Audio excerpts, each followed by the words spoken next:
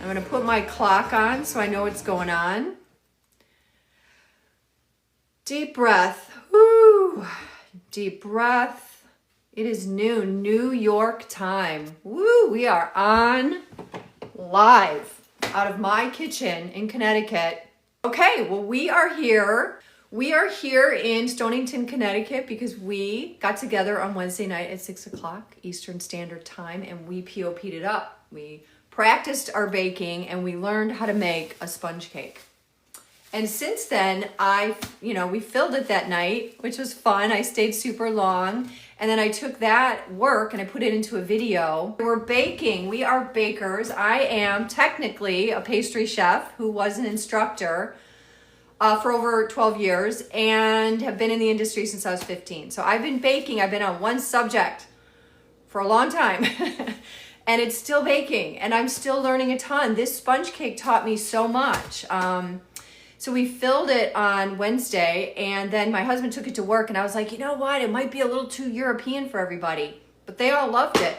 We had in there the Russian buttercream, which one of you recommended I make that I had in the freezer, which I love. And then I added fresh fruit, I had some berries and then Swiss buttercream and anyway, it was gone. So that's good. I'm glad people liked it. But I will tell you what I did find out about this, just as a reminder, was it really is a lot drier than the high yield yellow cake. So if you make a sponge cake, even a great one like this, you are getting sturdiness, but you are giving up a little bit of that moisture and the fat, because the fat is what gives us that feeling, the texture of moisture.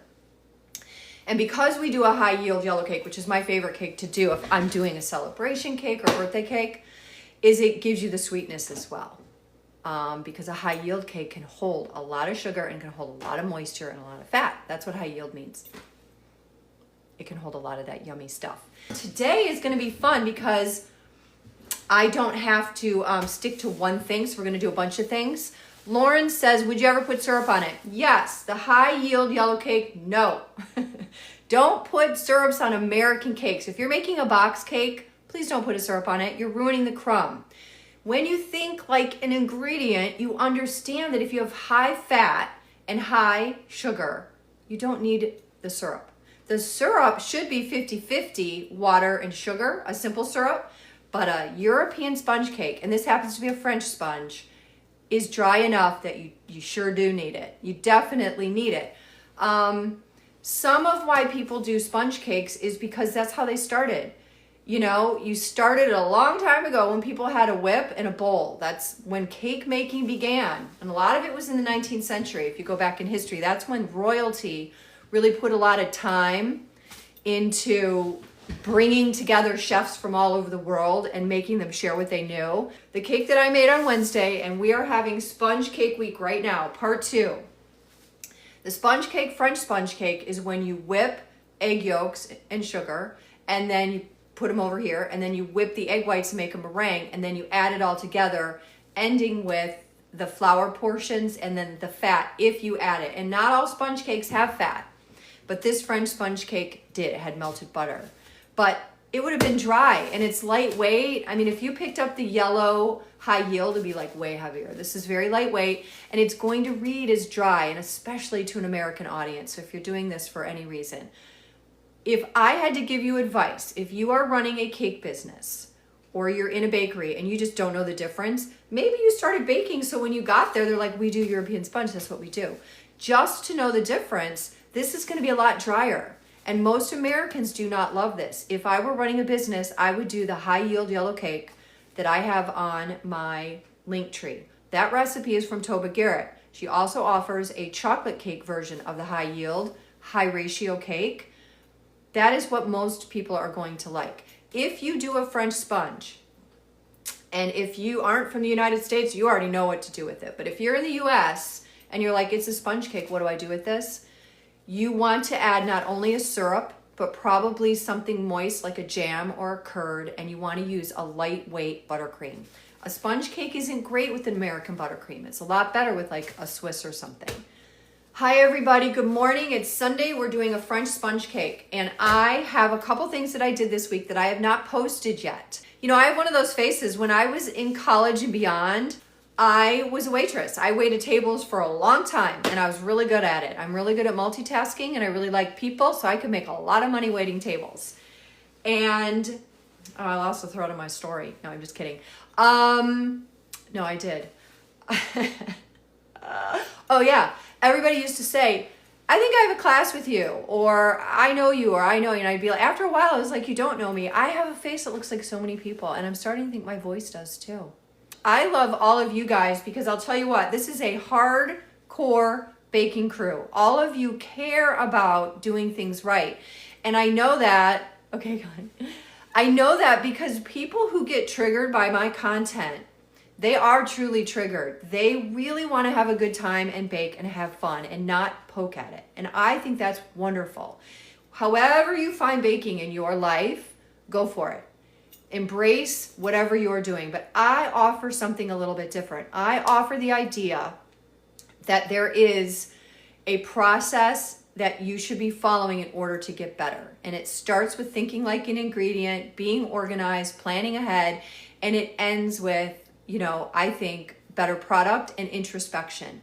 I am not offering a way to make your life more complicated. Hi, Melissa. I am offering a way to actually simplify the chaos. So a lot of people in STEM follow me, and a lot of people who are neurodivergent follow me.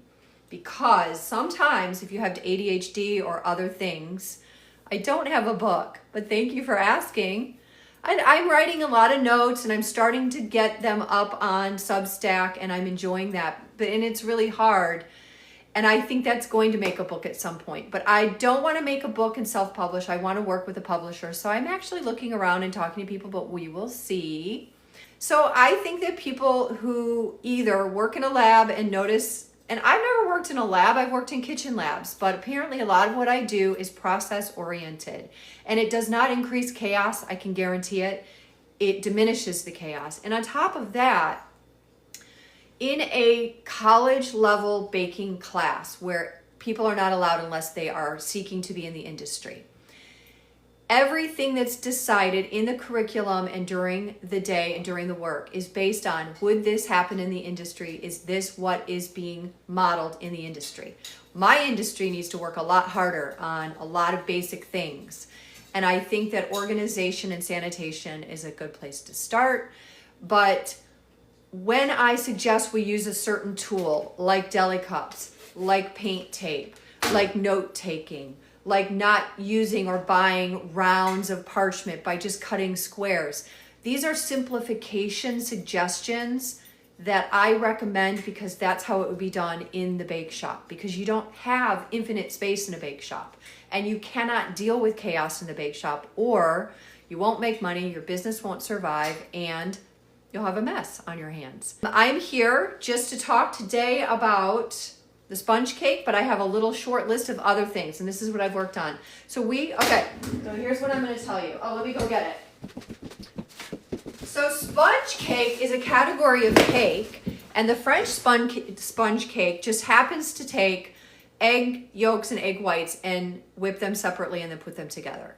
This is a combination of concepts and skills being done separately and put together. That's what I think the pastry definition means. Because a lot of people can whip an egg white or whip cream, but when you whip cream or chantilly and then you fold it into a fruit puree and then add a little bit of gelatin, you're now getting into pastry. So that for me is what pastry is. It's taking different recipes, different methods, and beginning to combine them to get something more elevated. And I think that's pastry over baking. So this week we did the French sponge, and sponge cake is something that is a category. Some sponge cakes, like an angel food cake, has no fat in it, and you whip the egg whites and then you fold in the dries and whatever else later, and the flavorings and stuff. Others whip, like a genoise whips whole eggs and then the dries and other things. The one common thing that all sponge cakes have is that the leavener lives in the eggs. The eggs and the moisture in your recipe is the leavener, because that air that you build up in your egg creates air. You create air cells. Air cells are created in the bowl. They don't get created later. So if you don't make enough air cells, when you start to get steam from the moisture in your ingredients, steaming and rising up into those cells. Or if you're using baking soda or powder or whatever, you don't get CO2 into those air cells. So if you have 2 air cells, you're gonna have a dense cake. If you have 1,000 evenly developed, teeny tiny little air cells that you fill up with steam and build really nice structure, that's your French sponge cake. So I made a sponge cake out of a jelly roll recipe, and this is what it looks like. And I'm gonna show you how to fill and roll one just for fun. Why a sponge cake is a roulade. Roulade or a jelly roll cake is a sponge cake because if you try to use a box cake or a high ratio yield cake, the fat content, the sugar content is so high that it'll crack when you roll it. So when we have very little fat and this leavening, we can get something that we can roll. And I'll also tell you, I didn't roll this while it was warm. I don't think you need to. You don't have a good recipe, in my opinion, if you have to roll it when it's warm, because you have to unroll it when it's cool anyway. It's gonna crack at some point. So just find a recipe that's really good and you won't have that problem. How will I know if the egg whites are not good for making the meringue? Well, you mean when you start whipping them, will they not begin to whip up, or are you getting it to the right stage? You know, egg whites within 2 minutes, if they do not start to gather air and incorporate and foam up and then start to gain volume, you have a trace of fat in there. It could be on your whip, it could be on your bowl, or when you scaled your egg whites, it could be in your egg whites. So you have to just get rid of them. Cook them up, eat them, but they're not gonna turn into a meringue. If they begin to gather steam and do everything that they're doing, and that means that your egg whites are room temperature, like if they're not whipping properly. Well, if they're not whipping properly and gaining volume, they have fat in them, trace amounts of fat. And the only way I can explain that is if you look at your protein strands that live inside an egg white, because it's protein. You know, when you're trying to build muscle and knock out the cholesterol, you skip the yolks, but you cook the whites, that's protein, right? Get more protein in the egg whites. So if these are your protein strands and they're microscopic, if they have even a microscopic trace amount of fat, they're gonna slide off each other. They're not gonna be able to grab on. It's like having lotion on your hands and trying to keep your fingers together. But if they can hold on to each other, they start to, with the water that lives in the egg white and the sugar, develop like a bubble, like a balloon of the sugar syrup that holds air. So if there's fat, they can't do that. They're not going to make air cells. If they don't make air cells, they can't get filled with air and they can't lift up. Will old eggs lose their ability to hold structure or emulsify? Old eggs and new eggs, the big difference in the egg whites is moisture amount. So if you use an old egg white, you have less water. So you get like, whoop, you get really nice volume. Boom, it comes up. It really gets big fast. But you also might get failure quicker. So if you're using a fresh egg, it's going to take you longer to get it to where you want it to be for the meringue, if you want to get to medium peak or medium stiff. But it's going to be more stable once you get there. And when you're making a meringue and you're trying to dissolve the sugar, you kind of want that water. So you have to choose, do you want volume or do you want stability? Love the science-based explanation. Thank you. I did not get into so much ingredient detail until the last couple of years, and especially as I've been teaching here, because in real life, we had to keep moving. We had a lot to cover over a semester, and I wanted to verify, because that's what school is. It's teaching a technique and then verifying that it's been mastered. That's how you grade people. But through this process of making videos, I've really gotten into the science of it. And if you go too far off, if you're a real scientist out there, you're gonna lose me maybe. But I hope that I can break it down for the home baker, because if you begin to understand this a little bit better, the recipes and the books that you are purchasing and downloading and printing and using, you'll be able to identify what's working and what's not. You'll be able to identify when a recipe looks sketchy. So what I'm gonna do right now is I'm gonna pull my hair back, I'm gonna do a quick fit check, and then I'm going to sanitize my countertop and get going on just playing with some stuff. But I don't really have to make or bake something today. I'm just gonna be kind of assembling and talking. So if there's something you want me to do or show, or you need to see something up close, please let me know. I think it was from you that I heard about Floral in Chicago. It's one of my favorite spots now. Oh, I'm so glad you went. If you go, tell Sandra Hall, who owns the place, that I said hello. She has been one of the most influential pastry chefs, and she's a chef. She's a culinary chef that got into the pastry. And her croissants are amazing, and they are a sourdough croissant. All right, so let's get started. I am going to pull my hair back, and then I'm gonna go through that magic door, pull my hair back, then we're gonna do a fit check, and then we're gonna get started. And I think I might actually need a little bit more light. Okay, my rubber band's in here. I'll be right back, pulling my hair back. Woohoo! Okay, I am big on not fiddling with your hair at the dinner table, in the kitchen. I don't like it. My hair falls out and I know that it's a hazard. I take a shower before I come here. I feel like I'm out and about because when I'm on live, I'm in front of so many people. I'm gonna put a little lip gloss on because I'm not gonna try to touch my face. One of the things when you're in the kitchen, and it's hard and you'll see me, I'm gonna try not to touch my glasses, is not to touch your face, not to touch your hair, and to try to keep your hands clean. And if you do, just wash them. Oh, Kaylee asked, is there a story behind the dinosaurs? Those dinosaurs are from when my kids were little. And I have a suggestion for people. If you have little kids, rather than buying the stuff that's just at the store, I would go into catalogs and look up what the daycare centers and schools would buy, the preschools and stuff. And so those dinosaurs, they're going to be like, they're going to last forever. And they're soft and they don't like hurt the kids. They're not rough. And so I kept them, and I just think that a lot of rooms and homes are serious, but I think the kitchen should be fun. That's why I keep a lot of fun stuff in the kitchen, and I have silly paintings of pigs drinking wine and stuff like that. So that's the story behind the dinosaurs. Yes, so here's my fit check. This is my outfit, and it's freezing here. Dave, what temperature was it here the other day when you said it was the wind chill? I swear you said it was like 20. This is what it looks like outside my window. It's really gray. It's been rainy and windy. And when I open my door here, it's like this really old door. It goes flying open and I'm worried it's going to break one of these days. But it's really gray and cold here. So rather than, I have long sleeves on. So these are my Carhartts. They're insulated. Absolutely love them. And I wear them all year until it gets warm. And I have no jewelry on, short nails, no nail polish. That's for food safety. And I wear clogs. Clogs are great in the kitchen. And I'm going to get an apron on and wash my hands. Talked about my aprons before. These are $5 kitchen aprons if you're looking for aprons. I love fancy aprons, but I just can't do it. I like to switch these every single day because it just makes me feel good to have a nice clean apron, and it really does give me confidence that it's like using a new towel. So I also have a rule.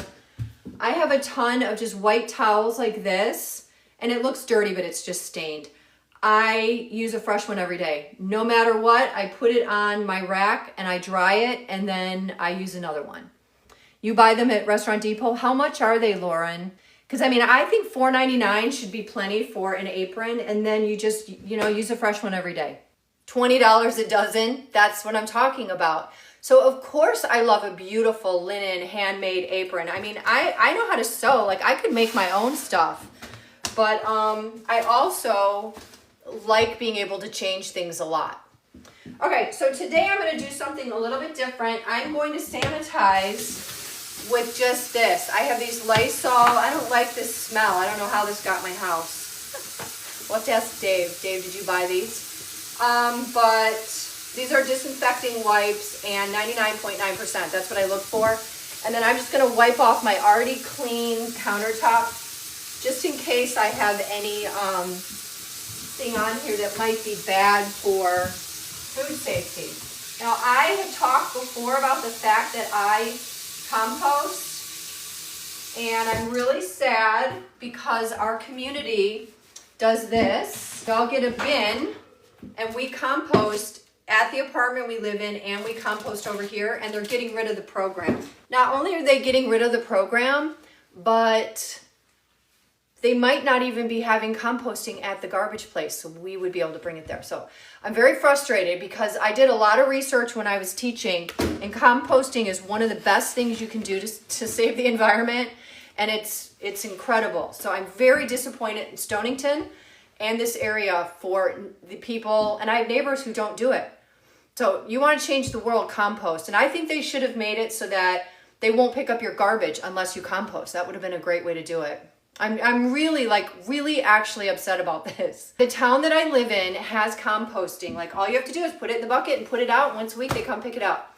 And we offset so much garbage, and I think you can offset like 70% of your garbage. Lauren, the city of Boston does composting. How do they make people do it? Why all these people around here? I just would assume they would have done it, and no one did. And I've asked people, low-key been like, what do you mean you're not composting? It's the simplest thing. If you walk around telling everyone you care about the environment, it's just, you know what I say? It's not about talking, it's about showing. So if you care, show. That's really good of Boston to do. That is amazing, and I know it's a huge effort. Okay, keep moving here. Let's see. All of you wanted me to do ermine frosting, so I did. And this is by Sugarology, and this is by King Arthur, okay? I made the one recipe out of just, printing out the recipe from online, so I didn't alter it, but they came out like a little different size. What I like about this is that is a really nice testable size. So if I had to tell you which one I like the best just off the top of my head, it's gonna be the Sugarology. I'm not sure if it's just because it has salt in it or if this is a better texture. So I'm going to show you what the texture looks like. We've got King Arthur there, and so you can kind of see that this one looks a little chunkier and this one looks a little bit smoother. See that? But some of that I think is texture, and I'm actually going to be putting it on the paddle so that we can use it for our sponge cake. But if you don't know what ermine frosting is, it is so it doesn't look super smooth. That's why I'm going to put it on the paddle. It's where you take sugar or sucrose and flour and you put it into a cold pot and you mix it up with a whisk until it's nice and combined. And then you add dairy. You either add milk or milk and cream. This one by Sugarology has milk and cream. This one just has milk. The difference between the two when you get down to ingredient function is this one has cream and milk, so you're getting a little bit less water and more fat, which is very nice for emulsification. And then this one, I don't know what the final weight is. I actually printed them out. Hold on, I'll go get them. It'll take me 2 seconds. For very quick, I printed these out, and then I didn't go get them. Dirt. Okay. All right, so the final weight on these this is 318 grams. This is Sugarology, and this is 584. And the only difference is the cream in here versus all milk in this one, and then salt. But this one looks a little firmer, and that could be because of the fat content. And then I think, let's see what the percentage of butter is. Oh, the butter is about the same percentage of ingredients, so it's about the same. But this one looks very not emulsified. So I'm going to do these separately in the mixer and get them ready. I'm going to get them ready so you guys can see them go on my roulade. Whoop. Let me get a bowl. So things are still cold in my kitchen, which is a real problem. I really don't like that.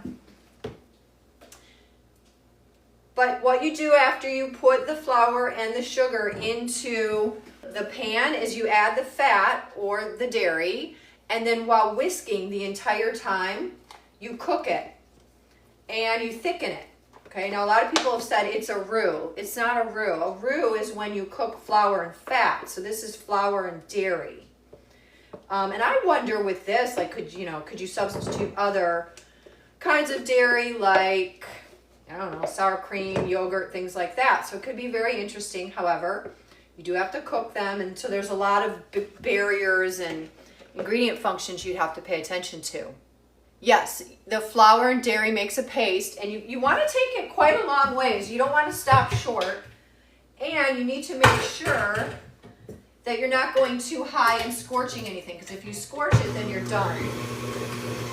All right, and when you're doing it, you're using a whisk, and then when it goes on the machine, it has a whisk. The difference between the Sugarology and the King Arthur also is that I took this, and I'm going to have these videos on my page.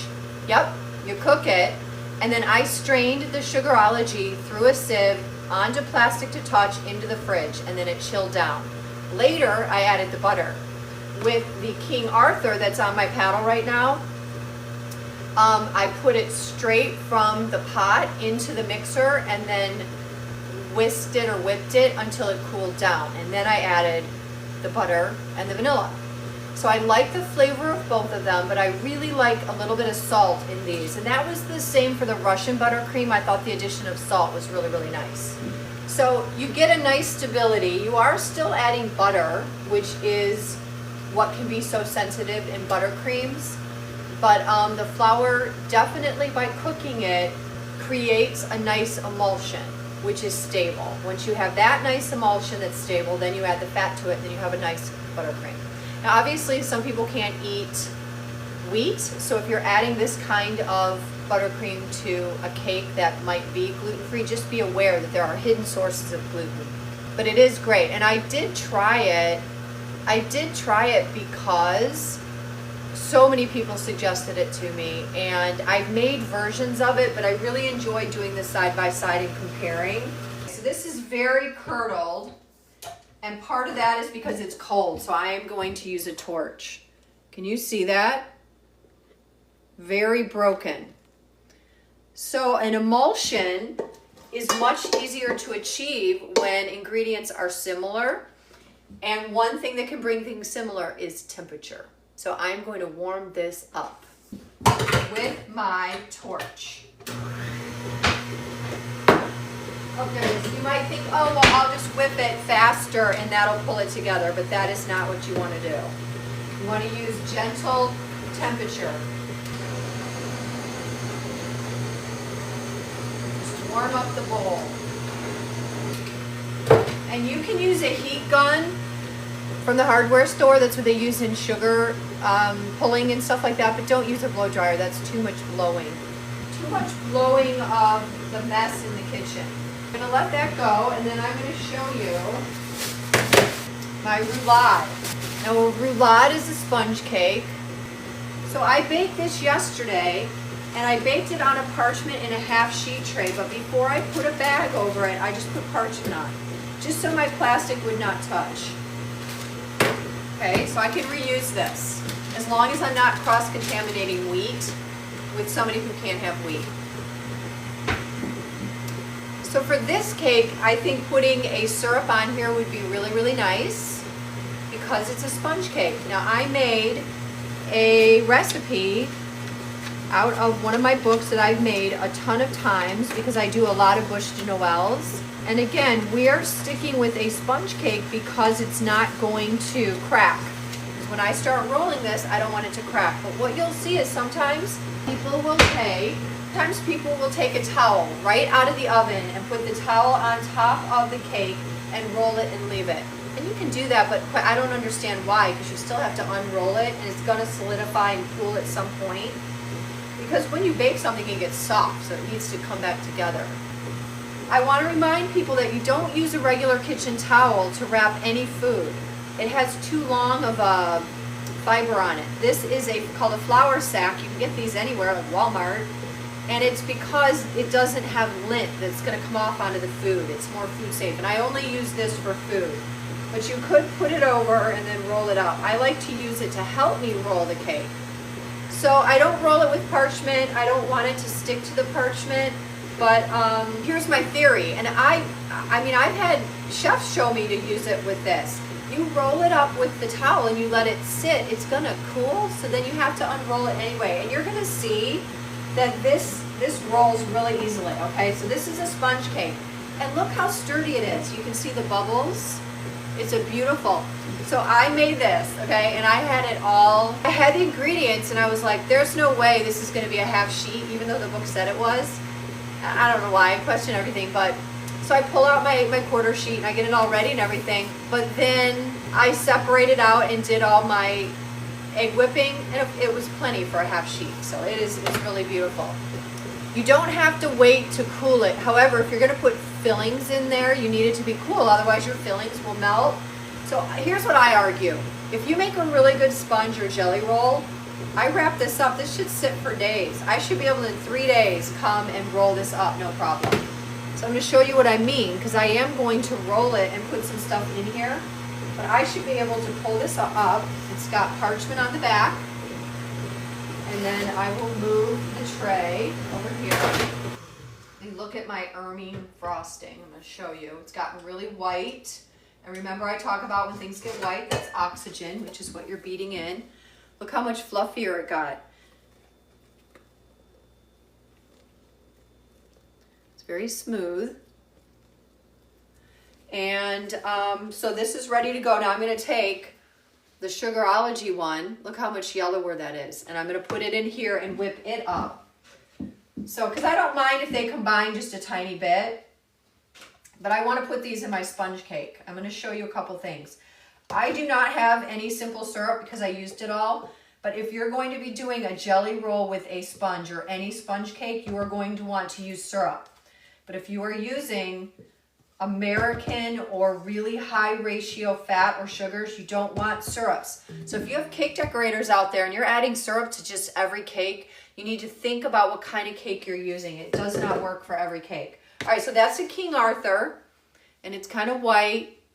It has a lot of air. I've got a lot of air in there that'll smooth itself out, but that's delicious. And then I'm going to take the Sugarology, and I want you to note the size of this. It's going to go in here, and I can feel it's firm. So I'm going to have to warm the bowl up again, because this is going to chill the bowl down. But you saw how much was in there.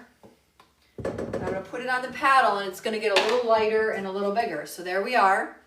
It was fluffy yesterday, but it sits overnight, so you have to sort of remove your buttercreams every time you use them. So I'm going to put this on. And you don't want to, you guys know I like low and slow. You don't want to whip things on high, ever. You just don't need to. Just take your time, turn it down. There's going to be enough air is going to be whipped into there. I don't need to go fast, especially if it's cold. It's not going to like it. Yep, so that is cold. I'm going to give it 1 second to catch up, and I'm going to show you how grainy. If you have things that are supposed to be emulsified and smooth and they're grainy, that means that the emulsification is broken. Let me see if I can. Can you see how lumpy? Look at that, okay? So I'm going to let it go for a little while, see what happens, and assess it, and then I'm probably going to have to warm up the bowl. So when I make like a bûche de Noël, one of the reasons I don't roll it as well is because I want to use a little bit and then cut it and use the other one. If you make a cake and you roll it this way, it's going to be skinnier and longer. Sometimes you want a cake to be fatter and shorter. It depends on what your needs are. Another way to warm up the bowl, I would not warm it in the microwave ever. If you melt any butter, and you need like whole butter, the butter is an emulsion. If you melt it, you're no longer getting the ability to add air cells to it. And so if we melt this and it turns liquid, then I don't have the buttercream anymore. It's not the same thing. So a couple things you can do. You can take hot water and a hot towel and then hold it on the bowl. And I did that for years until I got a torch. Or at the hardware store, they have a heat gun that looks like a little blow dryer, and it shoots out hot air without all the air, and they're not expensive, and I need to buy one. All right, so I am going to heat this up just a little bit, and then go back to my sponge, warm it up. And moving the mixer a little faster will help distribute the cold. Okay. Ooh, there we go. I'm done, but I'll put this down here for now. So here's what I'm going to show you it's doing already. It's already loosening up. It's already loosening up and still lumpy though. So I'm gonna put it back in here on medium. And I'm gonna roll the cake, and I'm gonna show you 2 ways to roll it that will make sense. Let me get a cutting board. I'm gonna do some jam. So sponge cakes are not popular in the United States, and we're not raised on them. And the question is, do you recommend to make an ermine frosting with a hand mixer? I mean, you can do it either on here or in a regular mixer, because a lot of what you're doing is in the pan. When you use a whisk though, you want to make sure, like if this is your pan and you have a square corner, you want to make sure that as you're whisking, as it heats, that you're getting into the corner, because this can scorch or cook and then the middle isn't. And the other thing is this is the King Arthur, and this was the Sugarology that's on the mixer. This one's over a double boiler, and this one I did straight in a pan. This more direct heat, gotta be very careful. I really did like the double boiler situation. It slowed down the cooking so that I could control it. And if you get going too high with the heat and you're getting too many bubbles, you again, low and slow. Turn the heat down, and I'm doing a video on both of these frostings so you'll get to see. But a hand mixer, you know, I don't love hand mixers. I think that a stand mixer is life-changing and worth the investment. If you follow me, you know I don't like gadgets, and I don't like to spend money on stuff you don't need. I believe a stand-up mixer is one of those things that's really important. And I do think you can buy them used, you can find them, and you can tell people in your life you want one, and one will show up. I really do believe that. So in the United States, most cakes are made from a mix anyway. But if they're not, if someone's claiming that they are from scratch, it's a high ratio cake generally. There are bakeries and plenty of people who make sponge cakes like this in the United States.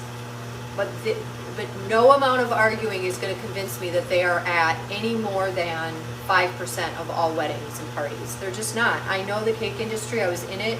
I ran a cake business for over 12 years, and I just know. So the American palate likes a sweet cake. That's just the end of it. Well, you don't want to put your cake in the refrigerator unless it's completely covered. If it's completely covered in icing, airtight, no holes, it will not dry out. But this has been on my countertop since Wednesday. So it didn't need to go in the refrigerator. There's no reason to put it in there. If I wanted to keep this for months, I'd put it in the freezer. They don't need to be refrigerated unless I have fresh fruit in here or lemon curd or something that needs to be refrigerated. Let's take a look at our frosting here. Oh, it's looking much better. Much better. In fact, I think I could just about be done.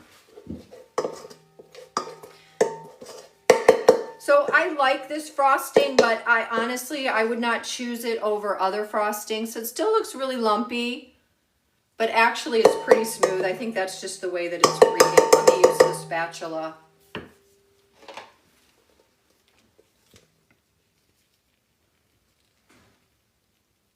Yeah, you can see when you run the spatula along, it gets smooth. So that's how you test it.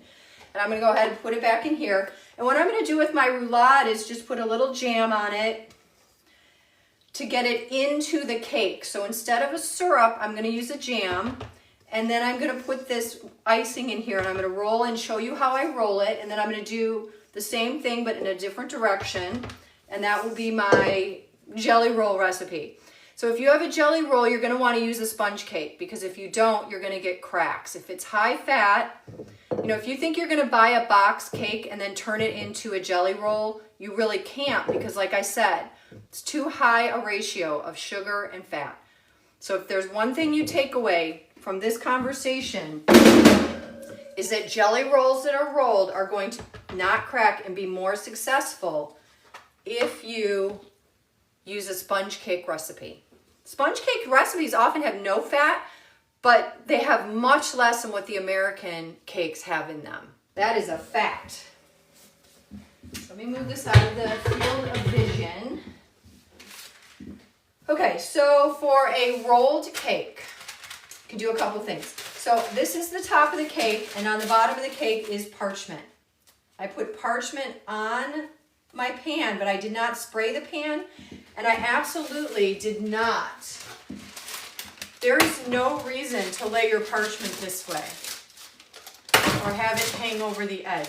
This did that right there. I filled it with batter, and then I took just even a butter knife and went around the edge when it was still warm. It should not stick, okay?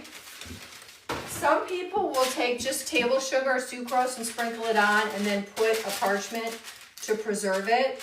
But this could be frozen, or it should be able to last, you know, up to 5 days before you turn it into a jelly roll. So I'm gonna flip it over and peel off the parchment. And this is the trick. And I ask people if you've ever been waxed. They don't pull the wax off up. They pull it with the skin. So if you were just to lift this up and start ripping, you're gonna get either tearing or your parchment's gonna rip. So what you want to do, I do wash all my dishes. I wash all of my deli cups myself. And I was going to tell you today, some of you have asked for a tour if you guys want to see around the kitchen and my space later, because I work out of this apartment.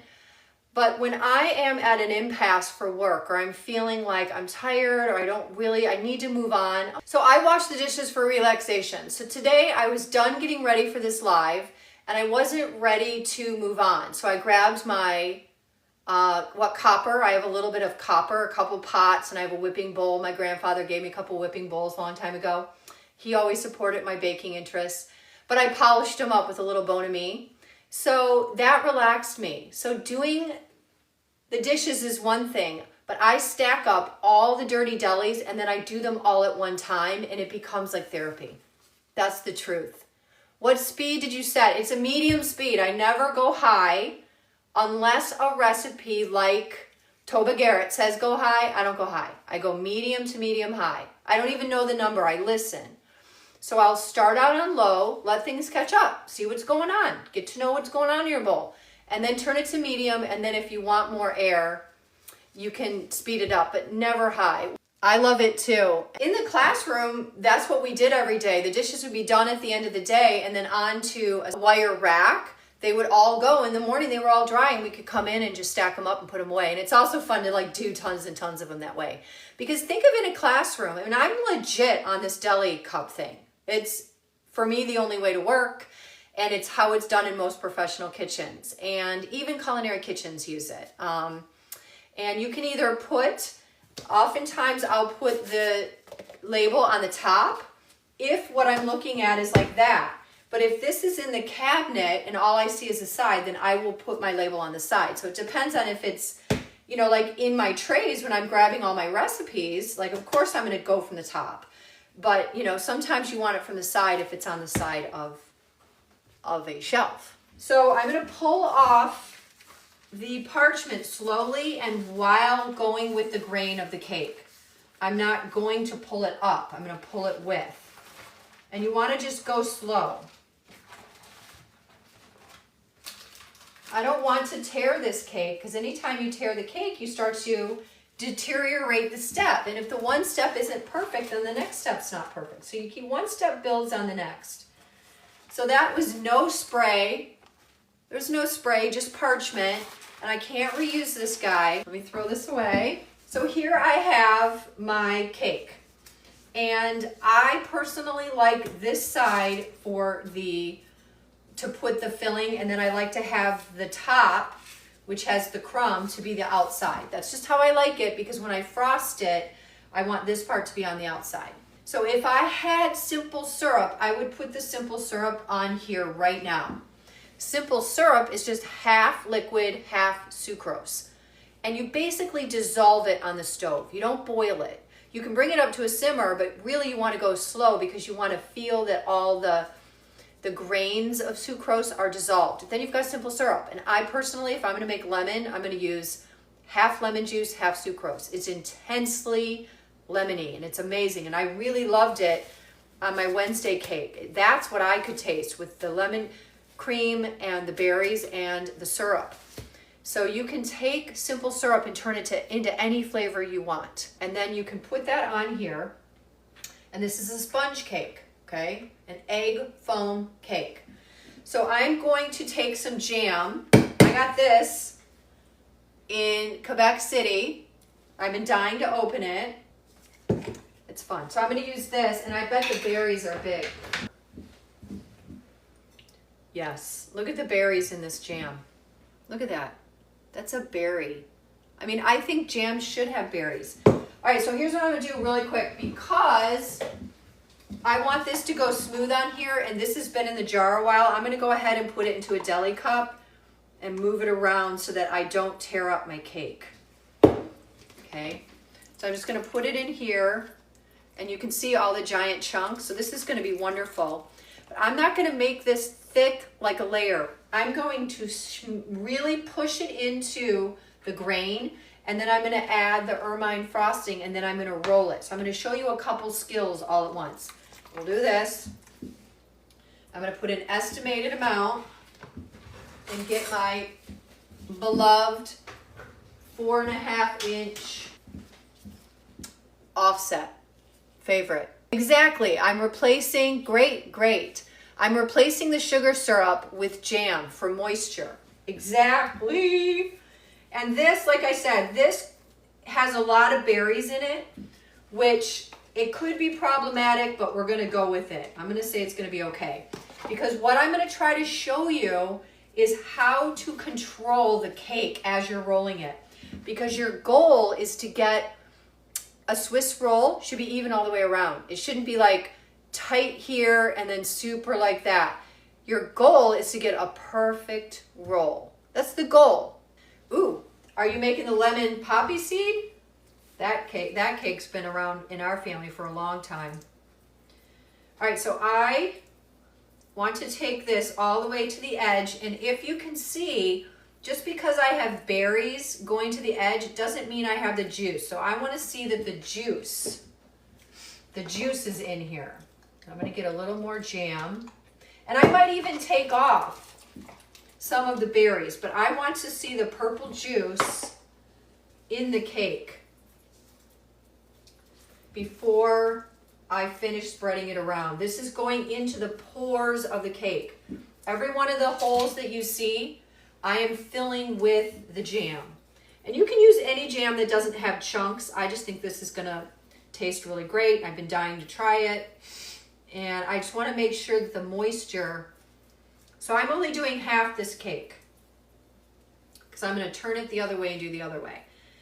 And some will say, like when you do a cinnamon roll or something, you don't want to go all the way to the end, but if it squishes out, that you can clean it up, but that's what I will leave you to. Okay.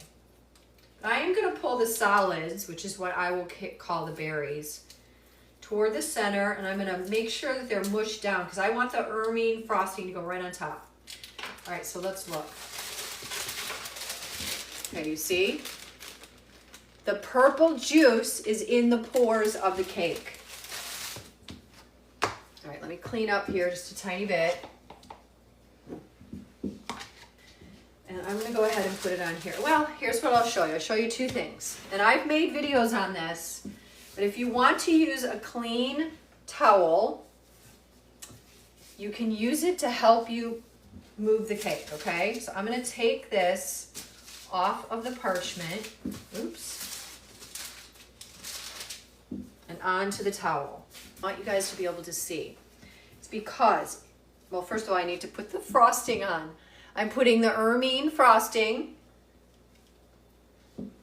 and it doesn't need to be super thick, but you have to think, how is this going to look when I roll it? So you want it to be even, and do you want it thick or thin?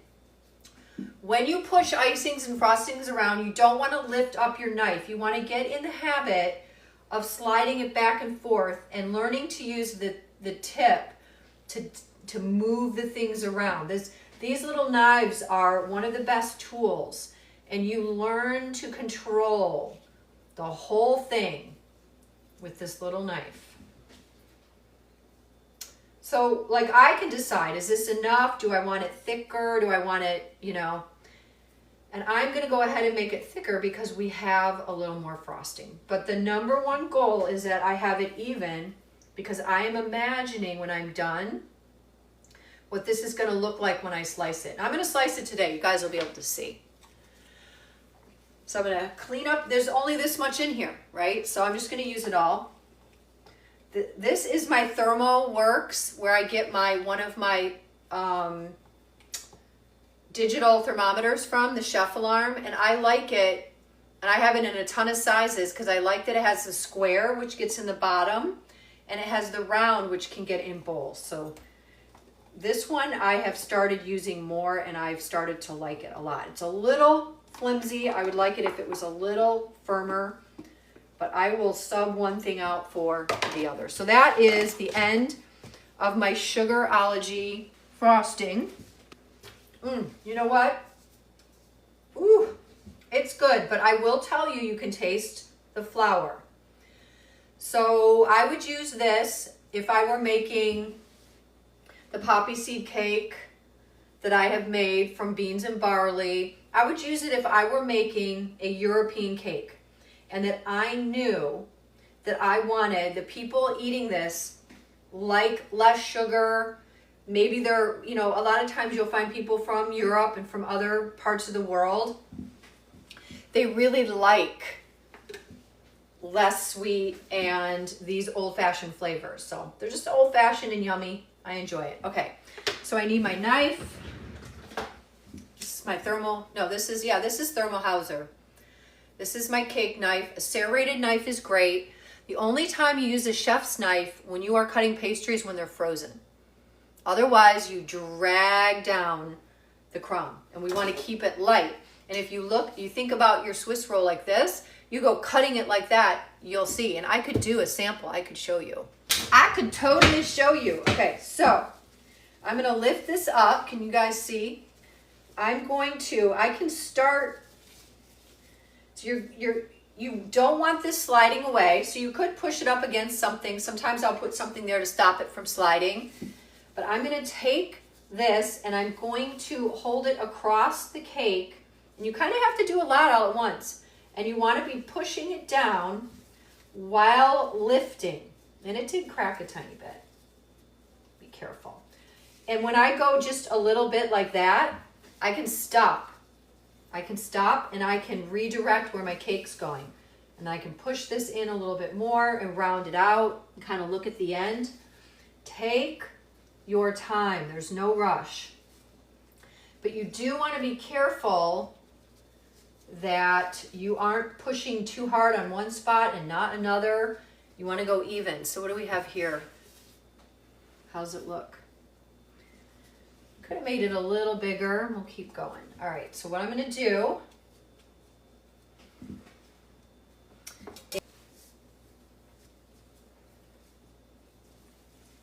take off this guy. This I don't need anymore. All right, I'm gonna end up ruining this. But that's how flexible your cake should be. So I'm gonna do this, and then I'm going to take my serrated knife and I'm going to cut that piece off. And this is going to become my long, skinny roulade, okay? And I don't know what it looks like inside yet. But I might want more icing. I don't know. Let's see.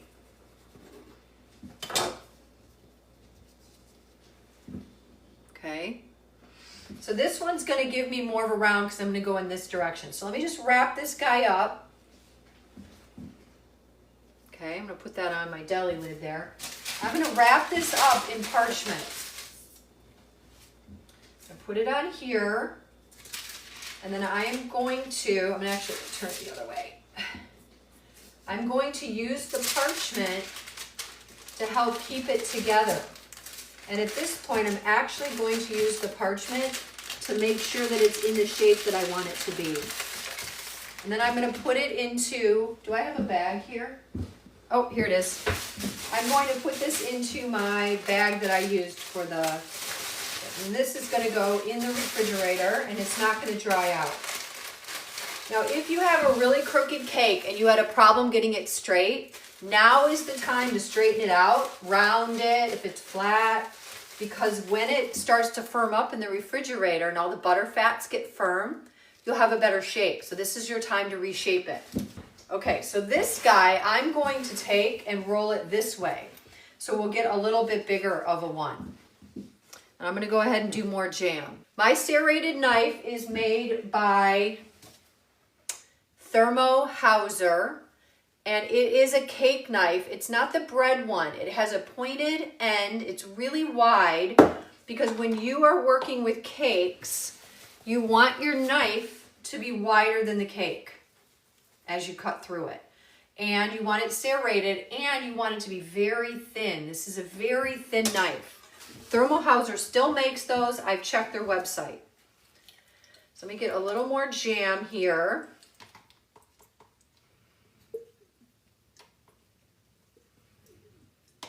And you could do syrup or not. We are doing a jelly roll using a sponge or egg foam cake.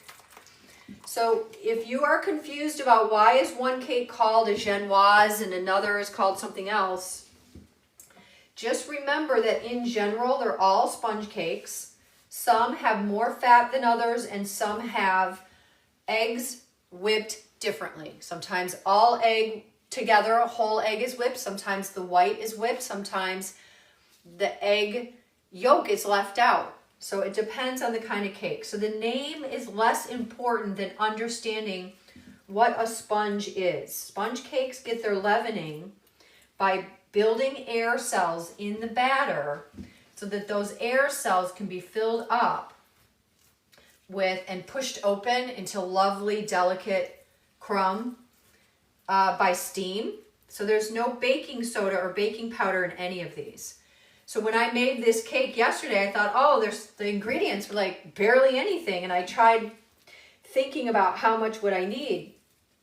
And between whipping the eggs separately from the whites, it was clear that I had plenty of batter.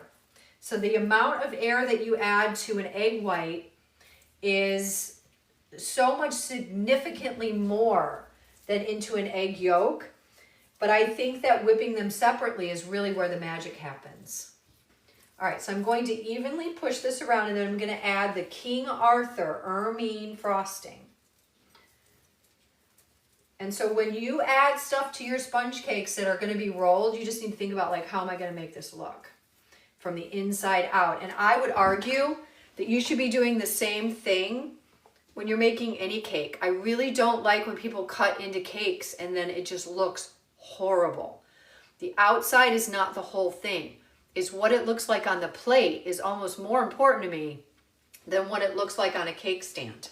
Ooh, I just tasted this as intense deliciousness. Wonderful. All right, let me clean up my table. I want to show you this sponge cake. This recipe I will post for you, and I have two that I love. I think that if you're interested in getting into cakes, and because there's nothing wrong with wanting to show people that you can do something cool, and you want to make a jelly roll, then these recipes that I'm using are out of the Gislin textbook that I've taught out of for years. And it's a really good book because they explain all the different types of sponge cakes. Have you had the Kourtney Kardashian crumble cookie cake? No. Does she make it? I used to love the Kardashians. I don't like them anymore. I don't watch their show anymore. I used to like them. I thought they were like really family oriented, but now I know they just want to sell stuff. Like it finally clicked. Does she make it or buy it from somewhere? Oh, does she use crumble cookies? That's a whole nother thing. I don't like crumble cookies. And if you guys knew that their cookies cost them 10 cents to make and they're made from shortening, yeah. They are literally a 1970s type of cookie that's made. I know exactly what it is, and it's not what they say it is. They charge you a fortune for nothing. And I'm not saying that as an opinion. I'm telling you from a ingredient function perspective, they're getting away with highway robbery. That's a good question. That's a great question. I'll use a different knife because sometimes working in front of people gets to be awkward. All right, so let me get this on here. That is a great question. You should not use the same towel that you are using for your utensils. Good catch. Is that enough? All right, let's see. This is not the ideal setup, in my opinion, the way that I am doing it here. but it is what works with my lighting. I also don't normally leave all my drawers open, but I realize I do it when I'm on lives because they slam and I go in and out of them a lot. But when I'm on my lives, I don't like to. So for an icing, if it's going to be super, super fluffy, you're not going to want to put it all the way to the edge. It's going to ploop out a bit. All right. So for this one, I could still use, I did this terrible crumble post, and it was when I first started. I had never even responded to a comment, and I got over 1 million views, and people were aggressive. And it's frustrating because, like, when you know they use a mix, it's what they do. They hire 16-year-olds to work in their store because none of them are trained. They don't need to know what they're doing. They just don't need to because of the ingredients they're using. Even if you can't see it, they're geniuses at marketing. So I did it, and I didn't know how to do a stitch. So I thought it had to be 7 seconds long. And anyway, it ended up being really popular. It was a nightmare. It was a nightmare. So I don't like viral videos, to be honest. It just brings out a lot of people's comments and stuff. I have not tried Meghan Markle's products or seen them. Where are they sold? And here's the thing. I like Meghan Markle, but she's not a baker. How is she making things? She doesn't know how to bake, and she's not a cook. But I like her a lot. And where are they sold? I'm curious. All right, so I'm not going to use a parchment, but you could. I'm just going to take this. I'm going to take my hands, and I'm going to lift and turn. Lift and it's cracking. It's totally cracking. Okay. Which is not a problem. There you go. There's my little Swiss. Okay. So then I'm going to put it onto parchment. Where did I put my parchment? Maybe I'll use this guy. Get it onto the parchment. And my parchment is going to help keep this in place. There we go. Okay. Because I'll pull these out later to see how they worked. See if they worked. Okay. I don't want these to dry out. And if you put these in the refrigerator, even for a moment, they're going to dry out. Because cake dries out quickly. And sponge cake's going to dry out really fast. So I did sponge cake because it is a technical recipe that will help you learn a lot about egg foam, meringues, and other things, how to manage a couple things at one time, how to look at a project as several steps versus everything being one step. There we go.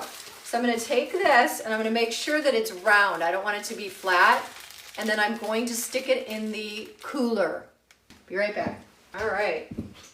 Ghislaine. Ghislaine is a textbook. And some people think that it is silly to use a textbook. Hold on. That it's silly to use a textbook, but I find them to be very well written. The whole point of a textbook is to help you understand how the concepts fit together. And I have since getting into all of this discovered that a lot of baking books are not written for a successful outcome for the home baker. And oftentimes they leave out steps or they add steps to sort of make so that you'll be more successful, but I think it ends up adding confusion to the whole situation. That's just my personal thought on that. So Megan's products are on her website. Definitely pricey. Are they good? I mean, I don't use mixes. There's no need because a shortbread should have 4 to 5 ingredients in it and it should be simple. So one of the easiest things to make. So stabilized whipped cream is important if you don't have temperature control or you're in a hot area. So stabilized whipped cream is when you use, let's say, gelatin. Gelatin takes 24 hours to set. So once you make it, you have to do it in a day in advance. But the gelatin will help it with temperature. So if it's in the summertime and you want to add a whipped cream filling to a jelly roll or to a cake, you definitely should think about stabilizing it. And generally it's about 1 to 3% of the overall weight. The thing you need to know about gelatin stabilization is whatever the least amount of gelatin you can use to get the job done is where you want to be. So if you are going to be making a jelly roll and it's going to be in your fridge and you're having friends over this afternoon and you're going to pull it out, 3 hours before you serve it so it can come to room temperature, you don't need gelatin. If you're going to be driving this thing around or it's going to be in the heat, your whipped cream's gonna be too loose and the whole thing's gonna fall apart. So that's why when you go to a pastry shop, you'll see a lot of their entremets have a lot of gelatin in them. They do that because they don't know what you're gonna do with it when you get home. They don't know if it's gonna sit on your counter forever, if it's gonna be unrefrigerated or air conditioned. So they put the most gelatin in there to stabilize it the most. You want to use the least. And I would say, other than citrus zest, overly gelatined desserts are people's least favorite textures. So I would be careful. I want to show you. Okay, so I've got my Swiss rolls in the refrigerator. These are my American buttercreams I took out of the freezer and put in the cooler last night, and they are now, let me get a bowl. They are now going to be put into the mixer so that I can, and this is American buttercream. Let me taste this. Let me make sure of what it is. It's so white, it looks like it just has shortening.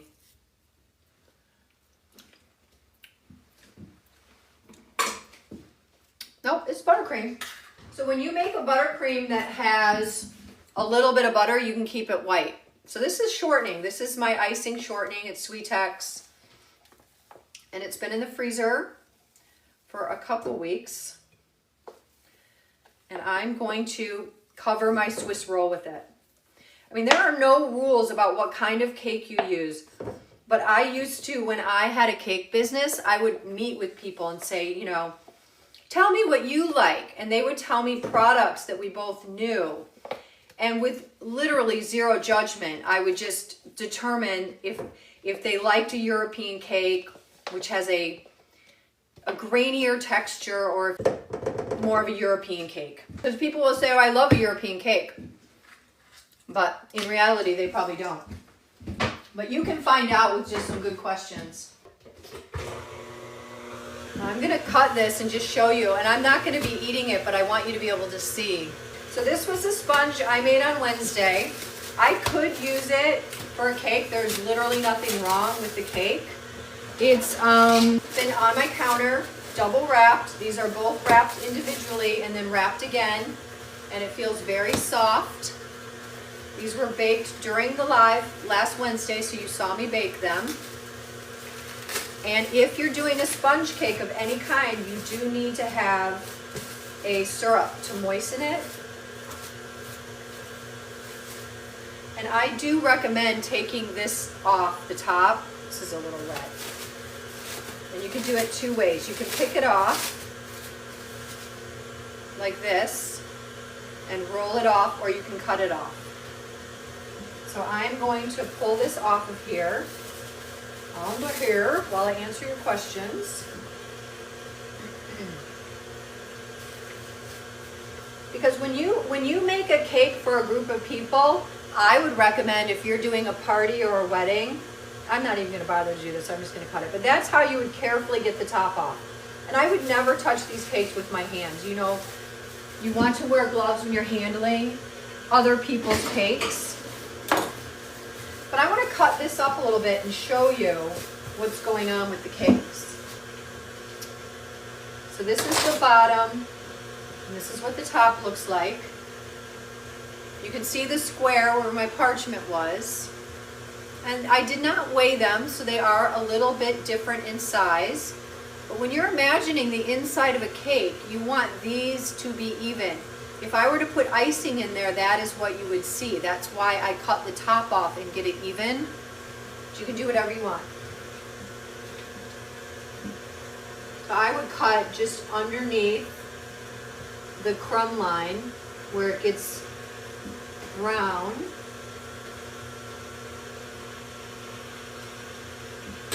This is the top. You can reuse these to make cake pops. We'll just throw this in a deli cup with some icing like this and eat it. Yep, I have to test it out. All right, let me get this even, then I'll show you. A serrated knife helps you keep your cake nice and open. See that? The texture, very spongy. And it's not dry. These cakes are not dry, but there is a perception in the mouth that is different than a high yield cake because they do not have the fat and the sugar. And there is something about the fat and the sugar that plays into how we perceive cakes. So this is what it looks like. And then I'm going to cut this. And then, so here's what you would see. If I put this on here, do you see how that edge got a little bit closer? So when you fill this with icing and you cut it, let me get my cutting board.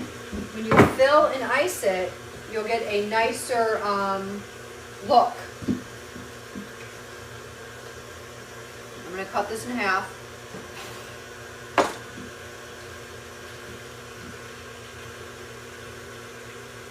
Because this part matters. So a lot of times people will turn this over like that. And when you fill it, this is what you see.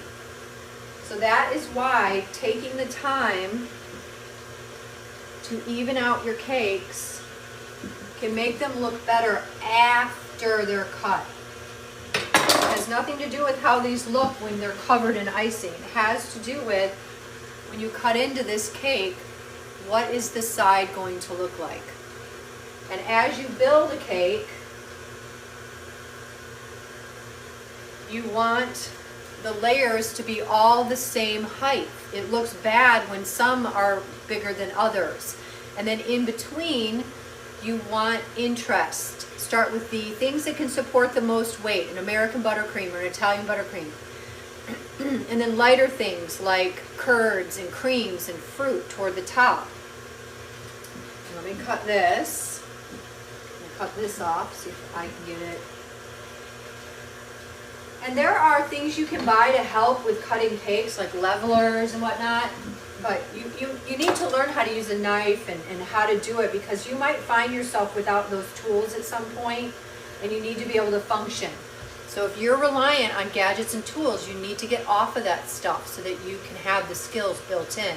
What is the best way to thaw a frozen cake before decorating, on the countertop or the fridge?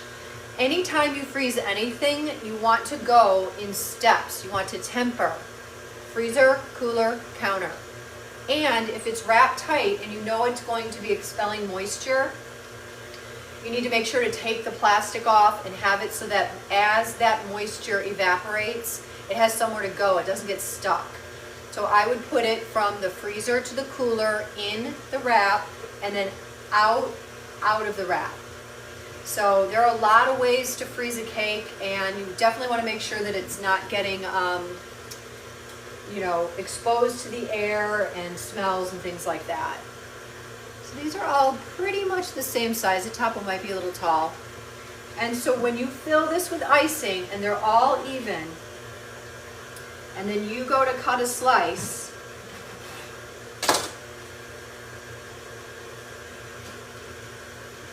you want to think about, what is this looking like here?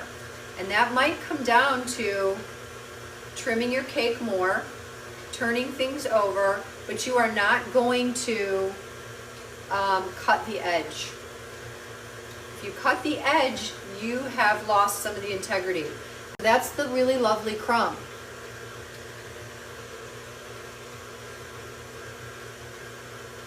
So this is sturdy. These cakes are very sturdy. It's not dry. This is moist, but on the palate, it's going to read as a little dry. And that comes down to the fat and the sugar. So this is the sponge cake I made the other day. This is my little roulade. Those are in the fridge. I'm going to pull them out. Let me see how these taste. And that jam is really going to help. That jam is so good. Okay. I'm going to leave these here.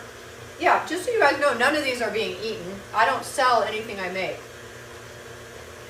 I do give them away, and when I do, I'm very careful.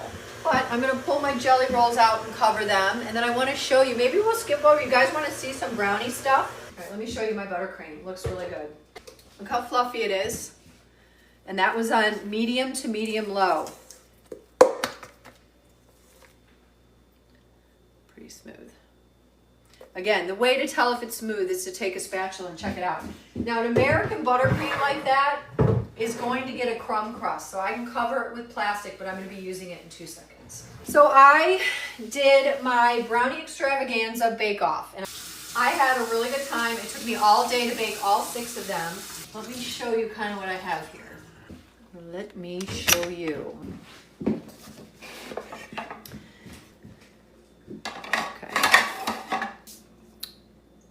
This is the order. This is not who won. This is the order in which I made them.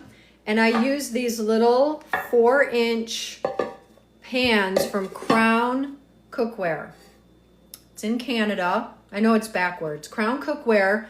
And I do that because these are really good quality. They're welded. Welded, and look at that edge fold over. It's not sharp. These are wonderful. Heavy, 4x4 square, 3 inches high is key.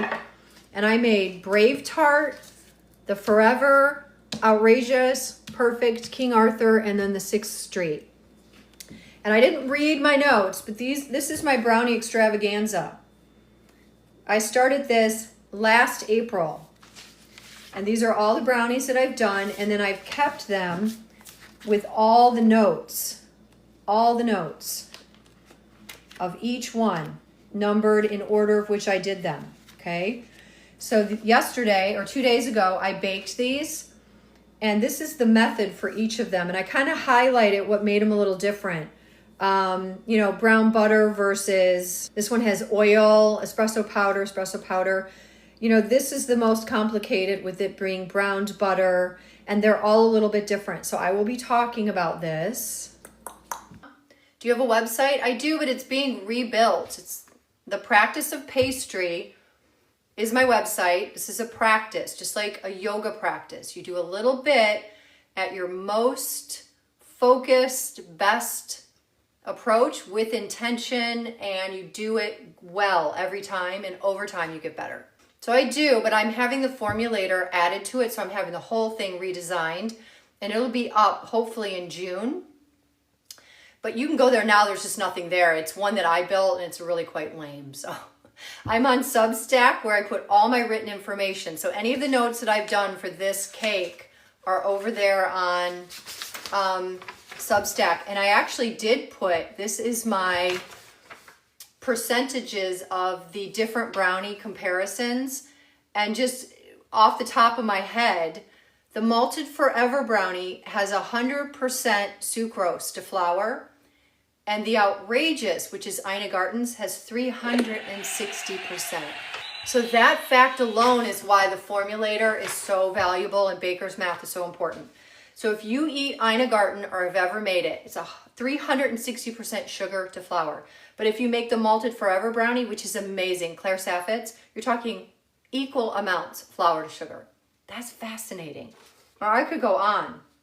And those are percentages. And then the Outrageous is the only one that uses unsweetened chocolate, which actually has a stronger perception of chocolate flavor and better flavor than bittersweet. So there's these little details that I find infinitely fascinating. Anything else that really stood out? Yeah, Ina really kills it on the chocolate, and her flavor is very, very good. And then the only one that used light brown sugar was Brave Tart. So it's just interesting. So when the formulator comes out, you will be able to take your own recipes and find the amount, and you can use Jessica Reed's book that helps you, gives you amounts, and it'll give you like the grams. So for egg yolks, this one needs 230 grams. At one point, this sponge cake was equivalent to a certain number of cups or spoons or whatever. They were translated to grams. So my formulator means that you can go put these numbers in, and then this recipe's at 100%, but you can make this go up and down. You can cut it in half. So people often ask, like, how did you take your brownie recipe and make it fit? First of all, I found out that all those brownie recipes are different sizes. So to fit in my 8x8 and to keep them all consistent, they all weigh in just under 1,000 grams. And I do that, so this is the original recipe. Some of the brownie recipes are like 86%, 90%, but then the final weight was just under 1,000 for an 8x8. So for this, I did 450 grams. So I took all the brownie recipes and I brought them down in this yellow column. This one to 450 grams. So this one's 449.76 grams. And that is 48% of the original recipe. And the original recipe I took from the book and converted to grams. And then I changed the batch size to fit in a 4-inch pan. So this is going to be available to you for free. And there will be a subscription for people who want to store and save their work. And also, I will have a little calculator in there that you'll put in 1 cup of sucrose and it'll tell you how much it weighs. So there will be some things that you can pay for, but that initial option will be free. And my website's going to be very plain. It just has a little information about me, the formulator, and that's about it. And where to find me. Because I'm on Substack, YouTube, and here on TikTok. And Substack's where I'm putting things that I write out, information that I think about. So we do need to vote on what we're doing for next week. Am I lame for only liking brownie mixes? Otherwise they taste like fudge, which I do not like. You are not lame. Here's what I will always say though. If you said to me, like, do you like a cakier brownie? Because if you do, then you need to find a recipe that meets that demand. Have you even had a brownie that was properly made? Who knows? I mean, there are so many variables that if you like a brownie made out of a box, the reason you like it is because those manufacturers have used chemists in the kitchen to make it so that anybody can do anything to that mix and it will turn out within a range of final outcome. But the home baker and the recipe developer and everything, then you've got tons of variability. So you are liking a consistent product. And the goal of the home baker and the professional baker is consistency, but you have to determine your desired outcome first. Because once you determine what you want, then you have to get there. And there's nothing wrong with the cakey brownie, but I can tell you, for all the people who've said you have to add espresso, you have to brown butter, you have to do this, you have to do that, there is literally no such thing as you have to. There are only different outcomes. That's just a fact. So no, you're not bad for liking it, but what you do like is that you are getting what you expect. And that there's a lot to baking. When you give someone something and they don't necessarily like it, number one, they're never going to tell you. And number two, maybe the cookie you gave them is really good, but they like a crispy cookie and you like a chewy cookie. So I think it's about getting what you want. So I've never made a Basque cheesecake. It should have the flan texture. So you're talking about emulsification, and what I talk about a lot here is emulsification. And so you are either having a couple problems. Remember, it's always time, temperature, and moisture. Those are your major contributors to good baking and bad baking. So you either are putting things together too fast, you're putting too many different temperatures or different ingredients together that aren't being given a chance to get to know each other in the bowl and to get smooth, or you're moving on to the next step before that step was emulsified. So like when we do a sponge cake, we do the egg, the yolks, and then the whites. And then at every step, I could mess that up. And then if I put it all together, I'm like, oh, where'd the graininess come from? I don't know. It could have come from any one of those other stages.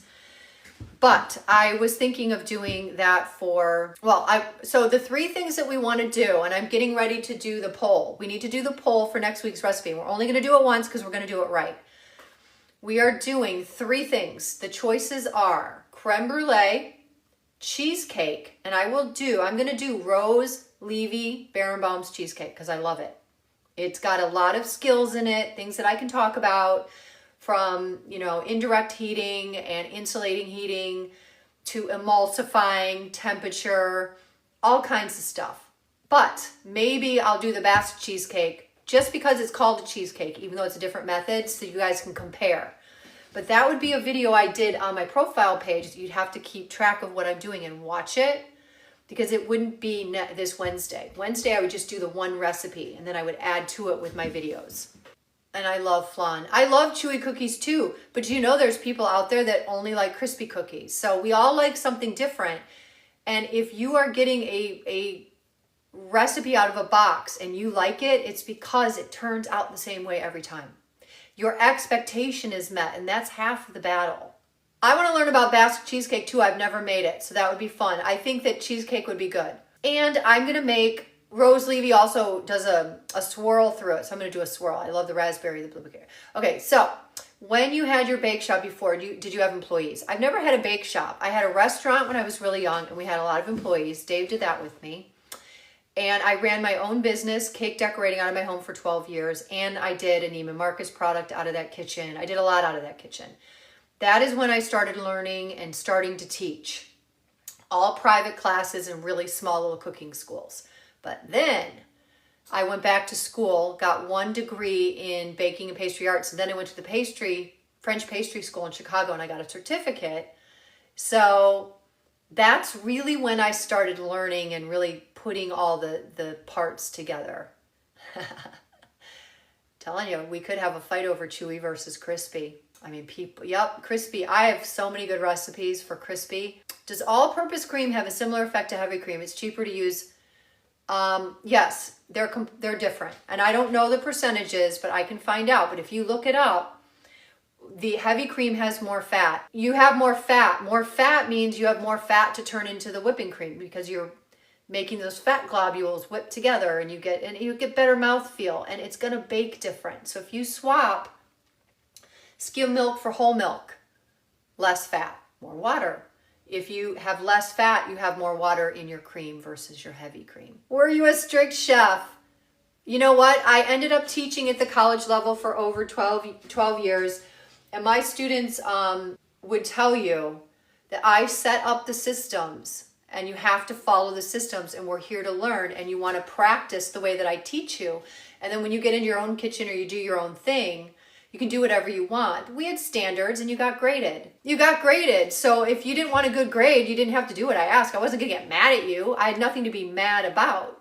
If you are in a business and you're not doing what you're asked to do, and your work stinks and the customers notice, you're not a good employee. But as a student, I approached everybody as they're learners, they're learning, and if they had a good attitude, I hope they'd get better. If they were naturally inclined to sloppiness or certain things, they would have to trust me, and eventually they did, and then they saw the benefits of it. So it's a long-term process of understanding. And I would often see really good students in other classrooms with their hair down and doing things that I would never let them do. But that's the difference between a really great pastry shop, when you see everyone looks clean and they're doing good work and they're talking and they're focused and their hair's not in the food. That's where you want to go and support, because those people are doing good practices, and there's no yelling involved. To get people to do good work, you don't have to yell. You don't have to scream. You just have to have standards and enforce them, and then have a consequence. In my case as a teacher, it was grades. In a business, it would be, we can't have you here because I've asked you to do this sanitation thing and you keep not doing it. I mean, honestly, people think that I'm exaggerating, but I've had people in my class picking their nose. And I say, can you please not pick your nose? Go wash your hands, don't pick your nose. Other students come and say, that guy's still picking their nose. Okay.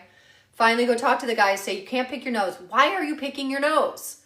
And they laugh and they say, yeah, my wife doesn't like it when I do that. I'm like, your wife? You're married and you're picking your nose? So the things that go on in the kitchen that you see are one thing. And if you see one thing that's bad, there's a million in the background that are going on that are even worse. I'm telling you, I'm not here to fearmonger. I'm just telling you. I know the truth and I don't pretend. Yahweh, Jana. Yahweh. Yeah, and I have so many stories. I could talk all day about my gross stories. Is it possible to make a muffin without the top being crunchy? Hashtag muffin issues. Well, do you still like the muffin top and all that? You don't need to make it crunchy. I actually did a muffin using the creaming method. And really that muffin top is about how high do you fill your muffin tin, because it needs to come up over the edge just the right amount. But if you don't add a crunchy top and you build a recipe that's going to dry out relatively quickly so you don't have to bake it a long time, it doesn't need to be crunchy. It can be nice and soft. I remember that one student in your video reading feedback, they ran, yeah. Oh yeah, oh no, they all said I was mean, especially in the beginning. All my students that didn't, okay, generally, if someone was having a problem, they would blame me. So think about that. If somebody's not succeeding in class and they're struggling, they're going to look for someone to blame because that's kind of how they work. So I would never give up on them. But when I first started teaching, I would basically put my focus on the people that wanted to be there and were working really hard, which I think to them appeared to be playing favorites. What I learned to do is to preemptively get on top of all that kind of stuff. So I had very few problems toward the end, but I didn't yell. I never yelled. I yelled one time when someone filled a sheet tray with cake and didn't weigh it, and it literally went everywhere and all over the oven, and I did say bad words. But I didn't yell at anyone. I just was really upset. There was cake batter everywhere. But no, I didn't yell at people, but people feel judged when they're in a baking class. It's the nature of the thing. And there are people who come in with a lot of experience and they're really good, but it doesn't mean they're good or they're naturally good, because I don't think anyone's naturally good. It means they're further along in the learning process and they have more experience. Yep, there are reasons the rules exist, and all I do is offer people the information. If you don't want to take it, don't take it. There are lots and lots of places you can work and you can eat where they don't care about the rules. They lick their fingers. I was at a restaurant one time up in Ipswich, Massachusetts, and I saw a guy stick his hand in the soup, taste it, stick his fingers back in and taste it again. And do you know I still ate there because their food was so darn good? I was like, oh well, I guess it'll get cooked out. So we all we can decide what we want and don't want, but it's there, and I'm not going to pretend like it's not there. So when people go to school, they want to come in and exert some of what they know as adult learners. And sometimes that's fine. And other times, just because your expectations are down here does not mean that's where mine are. And you can just play the game while you're in the class, get the grade, and then go on, do whatever you want. But there are standards, and you don't have to yell to get the standards. I don't like yelling. I've been in the kitchen for years and years and years, and I hate jerky chefs. I don't like yelling. And you don't have to put people down. I got called useless one time in the kitchen. You're useless. I was like, I'm not useless, but that's really nice. Great self-control. And the person was like married and had kids, and I thought, oh my gosh, how does he treat his children? Sometimes germs make things taste good, sure. Oh, okay, that's so funny. I find it difficult to partner with my boyfriend in the kitchen because I am too strict. Any tips? Ask Dave, he could tell you. I would argue that you need to set up your own sections, and then you need to have some of the shared stuff be agreed upon. When I was in school, we had always, and when I taught, everyone had 2 people to a table, and you had to learn. You got a new partner every week or every 2 weeks. You had to learn to share that teeny tiny space. And whenever there was an extra table open, they'd say, can we move and spread out? And I'd say no. Because in a real kitchen, because school kitchens are extravagantly expensive and beautiful and large, and they have all this great equipment, but most kitchens they can't afford anything, and you have this much space to work. So I would say you need to learn how to do it. You have to build those muscles. So it could be something simple like all of our dirty dishes are going to go here, and then we'll do them all at the end. So not spreading out and getting away from each other, but determining work zones, and then what part of what you're doing is going to become communal. That's usually dishes, ingredients, waste, and that you won't just make a mess and walk away. Clean before, clean during, and clean in between. But you have to do it when you're not in the middle of a fight, and you have to do it when it's a neutral time. Dave and I do not work in the kitchen well unless he has his own space. So it could just be this counter and that counter. You have to have your own work area. That helps a lot. This is what's going to be in the poll. We're going to do it for 5 minutes. 1, creme brulee. 2, cheesecake. 3, a biscuit, but I'm going to do a laminated biscuit, okay? So let me pull the poll up. There we go. All right, I'm going to start it. You're going to have 5 minutes to do this poll. And at the end of 5 minutes, that's what we're doing. So if you're interested in voting, you can only vote once. Vote and encourage each other to vote if people aren't aware that it's going on in like 3 minutes. All right, I started it. I'm gonna pull out my jelly roll. Laminated doughs are when you take butter and you add it separate from the mix. So instead of adding cold butter to a pie dough or to a biscuit dough, you add maybe a little bit or none, and then when you get your powdery ingredients, the butter goes on and you roll it and then you kind of pull it in, roll it, pull it in. When you do croissants and Danish, you have the original dough. And that dough has yeast, flour, water, and other things. No butter. So you roll that out, you take butter that you've made into a flat, you lock in the butter book, it's a butter book. And then as you roll it out, you fold the ends in, roll it, fold. That creates layers of butter instead of it being incorporated with the flour. So a laminated dough is a little different than other doughs, and a laminated biscuit is really, really fun, and it's kind of an advanced technique. I'm gonna pull the Swiss roll out. I'm not gonna work with gloves because no one's gonna be eating this thing, okay? So this is my Swiss roll, the jelly roll that I did a sponge cake with earlier.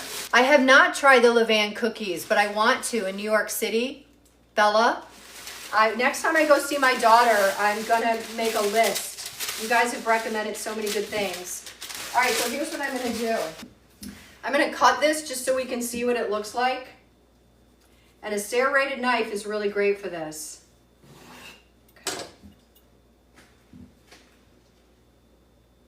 Looks a little fat there and the berries made it a little bit off.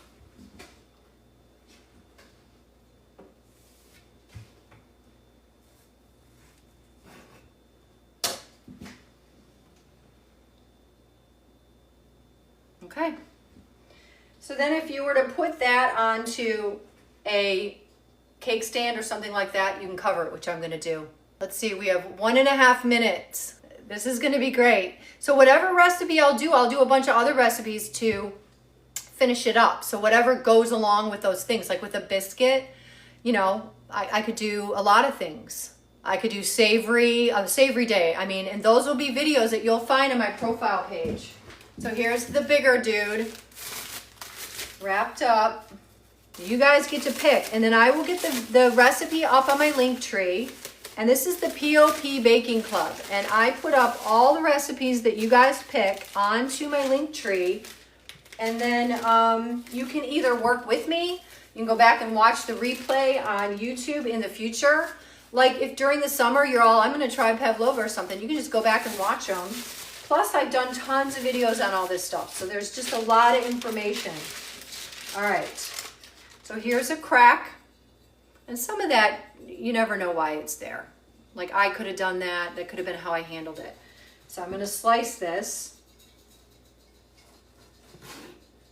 And you do wanna wipe this off in between cuts. It'll keep it nice and clean. That's what that looks like. Looks like the other one. Do you want me to cut it? See? Looks good. So this could go on a plate just like that, and it looks nice, and you could build berries and whipped cream around it. And think about adding a crunch element. You have a lot of sweet, so you might want to add tart or something else. All right, here we go. Biscuits. Oh no, wait. Cheesecake one. Woo! I'm glad to do cheesecake. Maybe we'll do biscuits next week.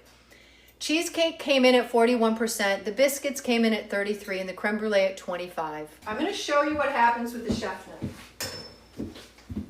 If you take a chef knife and cut cake, even if you move it back and forth like this, you mush it. See? That's why a serrated knife is so important. But if this was frozen, I could heat this up and it would go right through. So that's your difference. All right. Let me see how this tastes. I'm going to eat off camera. The berries. The berries make it so good. All right, here's what I'll do. Here is my little square cake stand. I'm gonna put this guy on here sideways with the seam down. seam down. You don't have to cover this. You do not have to cover it at all. It's optional, but you could make this a tradition. You could make it over a grid. You could cover it with a ganache. My landlord lives out of state, and I'm telling you, he might be kicking us out. We're gonna find out in May if he's gonna be fixing this place up and he doesn't want anyone here, or if we're gonna be able to stay. I don't want to have to move. We've moved a lot and I'm tired of it. I don't want to move. So then you would just take your icing and frost it like a regular cake. And this could be turned into a Bûche de Noël. I'm going to show you how I do it real quick. The deal with this is if you're going to do this, you know, this might not necessarily be covered all the way to the bottom down here, so it could dry out. So you can leave the ends open, but you do not want to put this back in the fridge or leave it out because it'll dry. Or you can do a crumb coat and get all this frosting on here and then come back and finish it with, but a Bûche de Noël, if you're getting into any kind of decorating, let me tell you why it's so easy, is because the wood part is so uneven and irregular that you don't have to be perfect, which is great. All right, so I'm gonna put a little more on here and then I'm gonna show you. You can use 2 different colors. You can use a chocolate icing. So easy, but you would take the knife, and there's so many modern, you know, Bûche de Noëls and different jelly roll styles these days. But if you wanted to make it a woodland theme, you would just, if you didn't have a pastry bag, you know, just make like in a regular wood-like, and then on the end, and you see how you don't even need to be perfect. And then you would just make a swirl like a log.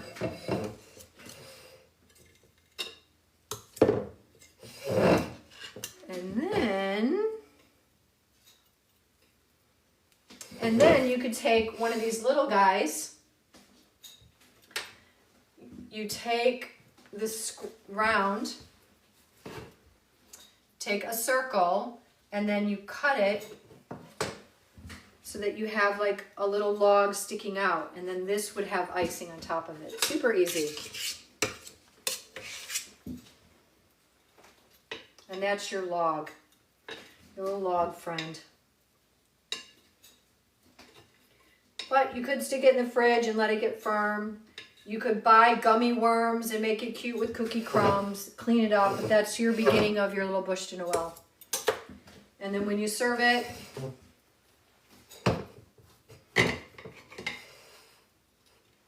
you've got berries and cream on the inside.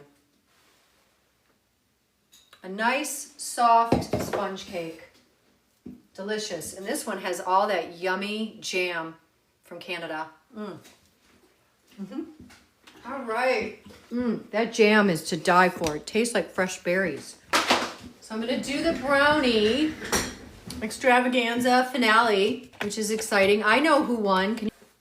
So yeah, I mean, how fun is this? So I'm not saying that, you know, any of this is impossible or complicated. It's really about breaking it down into steps and stages and thinking about what you want the end product to do. So you would choose one kind of sponge cake to make a jelly roll and another one to make a cake that you stack, that you need to hold itself up like a wedding cake. Oh, good. Thank you, Kathleen, for enlightening us with the use of a serrated knife. Absolutely. And, you know, I cringe every time I see somebody use a chef knife to cut.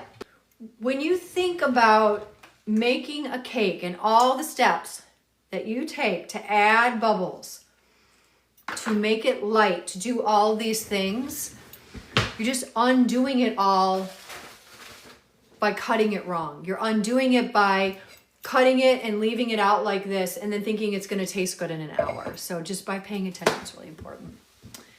Okay, so I want to show you a couple things. I read a lot, and I've told you guys, because a lot of you ask about the books that I'm reading. like how baking works and that kind of thing. See, I was really disappointed, Bella, when my grandma used a butter knife to cut a chiffon cake. And you know, people will do that. They'll just like walk up to something and start cutting it. Or like when I go to a bakery, I don't cut things. This is how I eat anything. I lift it up like this and I break it apart. That is how I test a lot of things. So when people take a croissant with a butter knife and all that, I'm like, oh, you're just smashing it.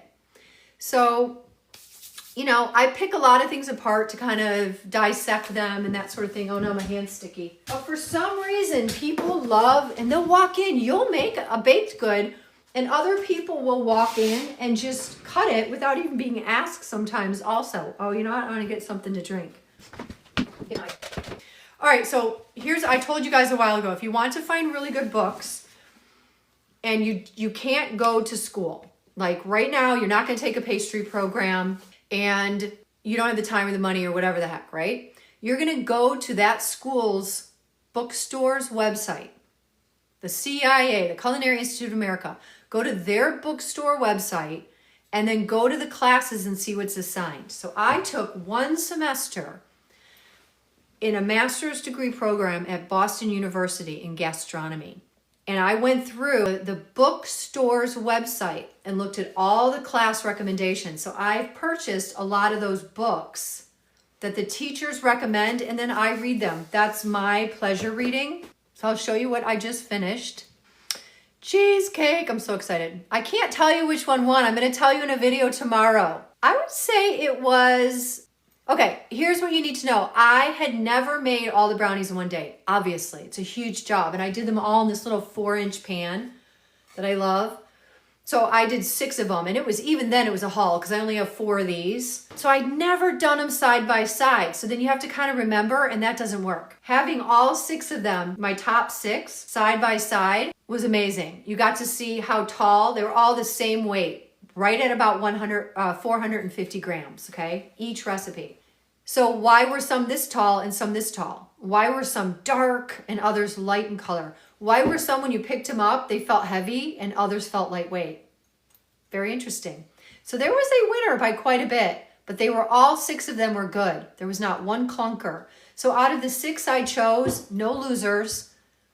And Dave and I, we agreed on most of it, but I could recommend all 6 of those. And again, I did Brave Tart, Forever, Outrageous, Perfect, King Arthur, and the 6th Street. And I would say they were all about the same texture, or supposed to be, and the 6th Street was the most different. But I knew that. That's the one I'm the most familiar with. I can't decide, Michelle says, between doing a cheesecake or meringue dessert for Easter. Well, I'm going to vote for meringue. Plus, I have a ton of videos that can be helpful to you. This is how I decide what to make. What do your guests want? What would they like the most? Because when you make your guests happy, you're actually being a really good host. But if you made a meringue dessert, I'd be psyched to see what it was. How much was your tuition fee when you went to pastry school? Let me answer this real quick. I purchased these from Crown Cookware. They're in Canada. I've been buying their pans for 30 years, 28 years. Sturdy, they're welded. Look at the lip on that thing. It's not sharp. They're amazing. I love Crown Cookware. They know I love them. So if you go to a community college, you are going to get the best deal. And I forget how much it is per credit, but you're not going to love every single stage of it. Because not every class, not every teacher, not every classroom is perfect, but you're going to get a good result if you stick to it and treat it like a job interview. But if you go somewhere like the French pastry school, it was a 6 or 7 hour class period, 5 days a week for 6 months, very intense. And at the time in 2014, it was $23,000. And we got a book, a notebook, and I called it the $23,000 notebook. Or baking book. And I took out a loan for the whole thing. I took out a loan and it was the best money I ever spent. And at this point, I'm just gonna, I always try to give you advice without being negative. If I were to get bang for my buck, I would go to a community college, or I would blow the wad and go to the CIA and nowhere else. Because it's a lot of money and I would let other people pay for it. I'd get scholarships, grants, and I would not take out loans to do it. You're gonna make $10 an hour no matter what. but the French pastry school paid me back in dividends. It looks really good on your resume. I learned, for me, after being in the industry forever, it was like one big continuing ed class. The European way of having structure in the kitchen and the processes that they teach, especially the French for pastry, are unparalleled. So if you can get yourself to a program like that and your grandmother wants to pay for it, let them pay. But don't get yourself into serious debt for this. Work in the industry and get experience, and then go back and spend the money, because you have to justify why you're spending the money. And most community colleges and really expensive baking programs, and I'll just tell you a quick story. I met a young woman down in North Carolina who'd been in 1 year of pastry school, and she was cleaning houses. She said, "Oh, you're a baker. I went to blah, blah, blah." And I said, "Well, why aren't you there?" And she's like, "Well, I changed my mind." She has $30,000 in student loans. Those don't go away. And she didn't want to be a baker anymore. So if you don't have any experience, go out, get some experience, but don't get in debt for it, because you can learn in the industry if you find someone you respect and then you go work for them. That's how you do it. You don't just work for anybody or in a crummy place teaching you bad habits. You reach for the stars and you get there, but just don't spend your own money. I get so thirsty, I'm sorry. So I went through their library, school, bookstore, and this is what I got. This is from sociology, all the different disciplines. This one I just finished. Getting Something to Eat in Jackson, Race, Class, and Food in the American South.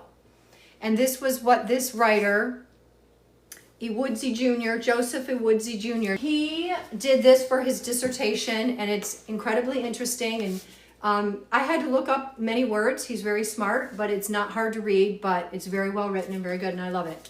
Getting Something to Eat in Jackson. And it was in Jackson, Mississippi that he focused his research, and I learned a lot. And then right now I am reading The Gastronomical Me by M.F.K. Fisher.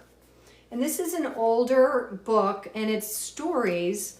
So it's a little out of date, like in terms of this woman's experience, because we're talking 1919, 1920, 1912, long time ago these stories are from. But I'm already this far in just a day, and they're little vignettes about her experience with food, which I find fascinating. So if you're interested, The Gastronomical Me and Getting Something to Eat in Jackson.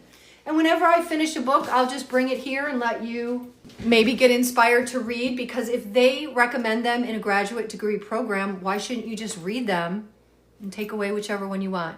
All right, so I'm going to go over this real quick. All the notes that I have on the brownie extravaganza, percentages, notes on the sponge cake, notes that I'm going to have on the cheesecake, those live on Substack in written format, and I update those, and then I add some videos occasionally.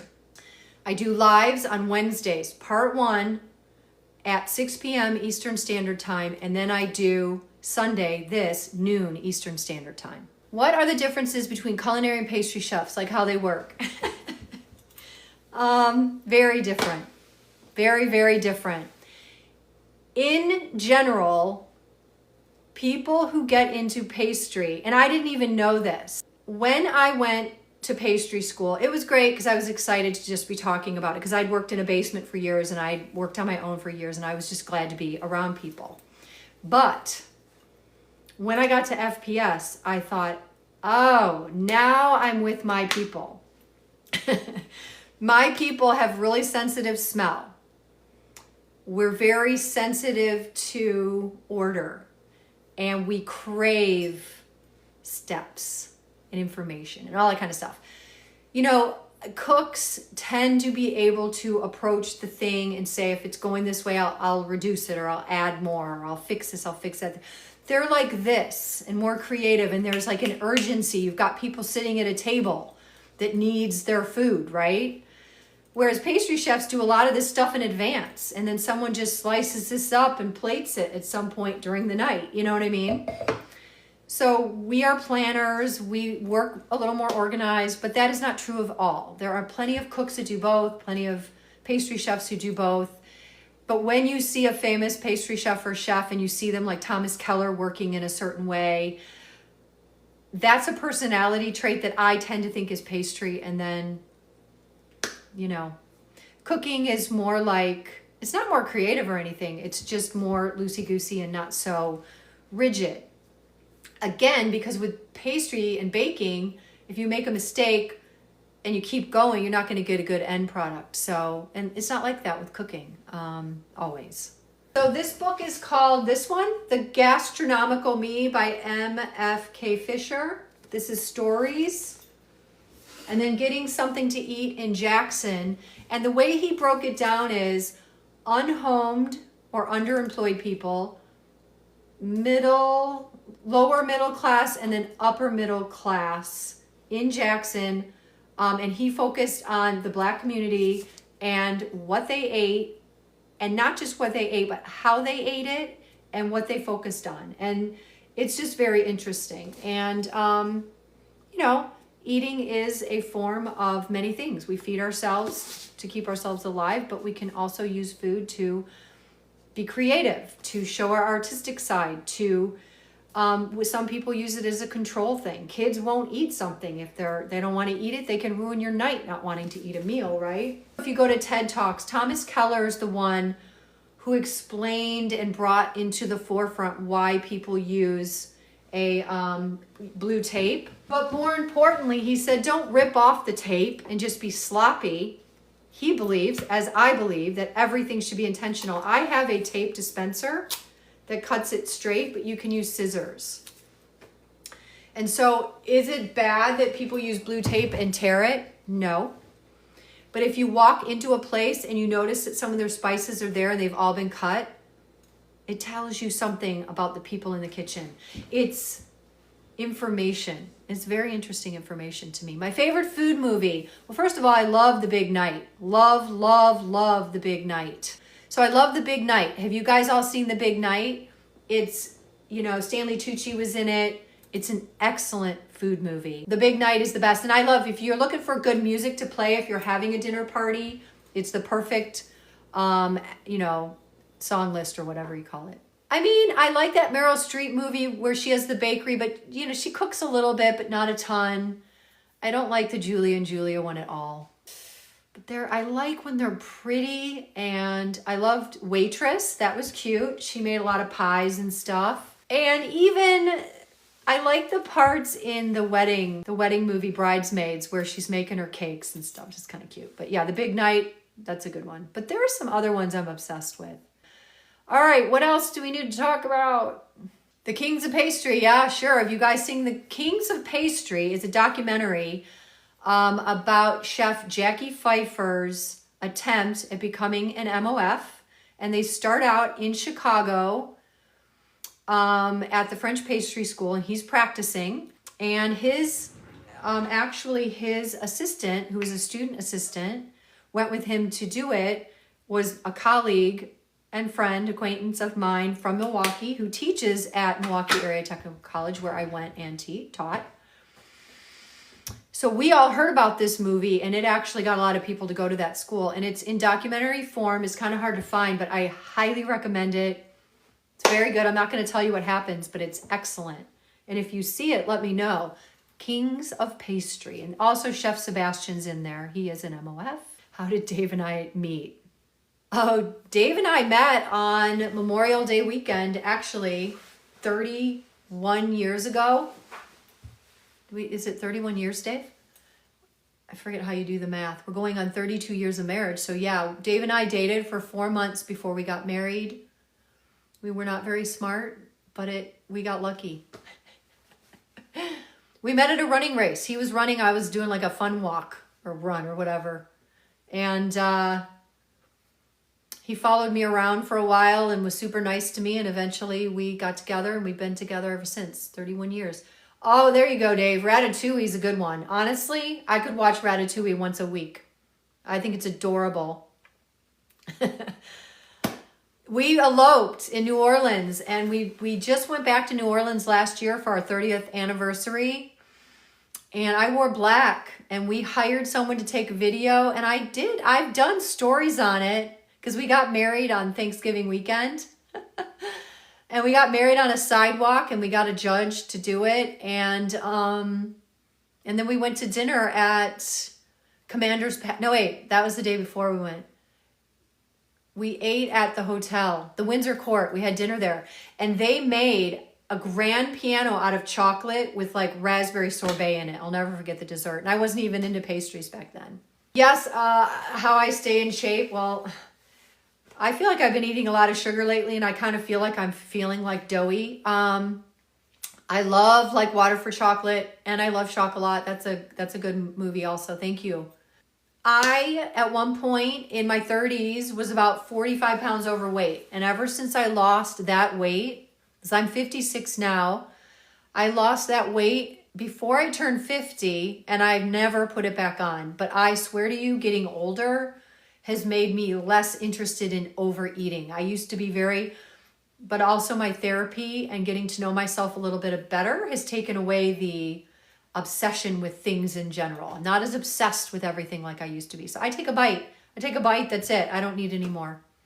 I don't eat all of it. I just eat a little bit. And I tend to eat desserts in the morning. Like I did all my brownie sampling first thing in the morning.